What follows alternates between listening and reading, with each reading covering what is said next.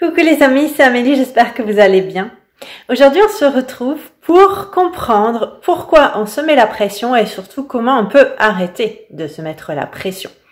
Donc, je vais commencer par la grande question, pourquoi on se met la pression? C'est quand même important de comprendre les origines de ce phénomène. Alors la première chose, c'est tout simplement qu'il y a peut-être la société ou vous-même qui vous mettez des objectifs qui sont légèrement irréalistes. On va vous demander, je dirais, trop. Et n'importe qui de normalement constitué ne pourrait pas de toute façon atteindre ses objectifs. Donc rien ne sert de se stresser et de se dire qu'il faut réussir à les atteindre. On y reviendra, mais sachez qu'il faut juste faire de votre mieux. C'est pas la peine d'aller au-delà de ses ressources parce que ça peut pas durer très longtemps. Ensuite, deuxième cause, peut-être que tout simplement vous avez une éducation trop sévère ou je dirais on voulait presque façonner l'être parfait. Donc vous avez gardé cette exigence, c'est certain acharnement à vouloir être parfait, chose qui n'est pas de ce monde, je pense que vous le savez. Enfin, parfois on se met la pression parce que notre mental a décidé qu'on voulait absolument quelque chose et voilà. C'est peut-être pas la meilleure des choses, on va y revenir, mais on a décidé qu'on le voulait absolument, on ne s'est pas lâché prise, tout tourne à l'obsession et je dirais qu'on se met la pression vraiment tout seul sur ce point. Alors, comment sortir de cet état? Alors, il y a une première chose qui peut être intéressante, c'est essayer de prendre conscience des trois causes que je viens de vous dire. Pourquoi vous mettez la pression? Parce que une fois que vous vous la remettrez, peut-être que vous vous direz « Ah oui, mais il faut que j'arrête parce que ça... » c'est dû à tel problème chez moi, faut que je fasse attention parce que à force d'être toujours sous pression, ma santé va finir par lâcher et de toute façon j'arriverai à rien. Il faut vraiment prendre conscience de ça, d'accord? Et puis que vous trouviez ou que vous ne trouverez pas, au pire c'est pas grave. Mais si vous pouvez, ça peut être intéressant.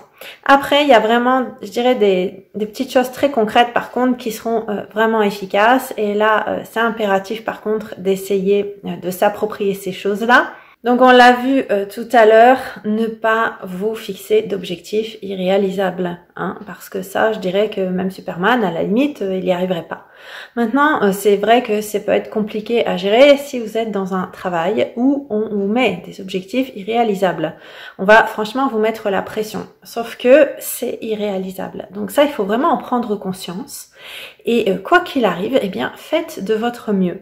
Mais je dirais que au bout d'un moment, il faut être réaliste et on ne peut pas aller au-delà de ses capacités.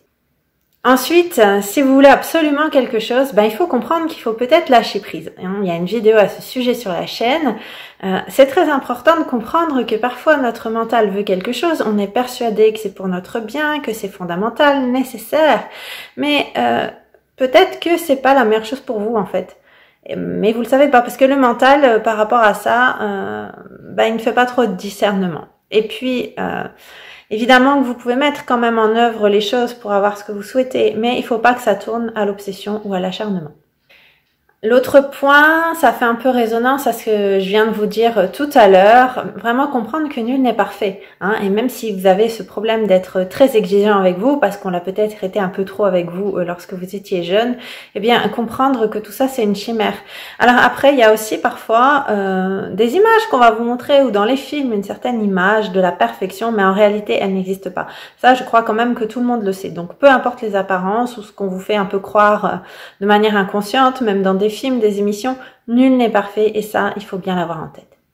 Alors dès lors, je vous en conjure, s'il vous plaît, soyez gentils avec vous et ayez conscience que vous faites de votre mieux. Y compris si vous avez fait quelque chose et puis que c'était pas la meilleure chose à faire. Pourquoi avez-vous pris cette décision ? Est-ce que vous aviez toutes les clés en main au moment où vous avez pris la décision? Est-ce que peut-être il n'y a pas des choses que vous saviez pas et que malgré vos efforts, il n'y avait pas moyen d'avoir ces informations ont manqué et puis voilà, elles vous ont fait prendre la mauvaise décision. Mais vous avez fait de votre mieux et ça, il faut en avoir conscience, d'accord?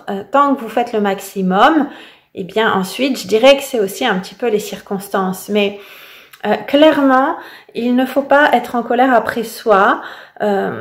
Il faut avoir vraiment conscience que si vraiment vous n'avez pas la sensation que vous n'avez pas fait suffisamment d'efforts, parce que ça par contre c'est vrai que ça peut arriver, donc dans ce cas-là évidemment on peut s'en vouloir, mais si ce n'est pas du tout le cas, et si par exemple c'est juste le fait des circonstances, eh bien par pitié soyez clément et ayez toujours conscience que vous avez fait du mieux que vous pouviez avec ce que vous aviez à ce moment-là.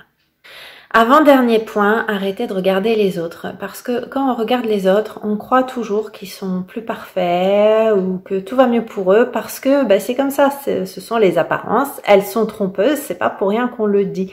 Donc regarder les autres, c'est une très mauvaise chose, il vaut mieux se regarder soi, parce que forcément qu'en plus, si ça ne va pas, ils vont pas forcément vous le montrer.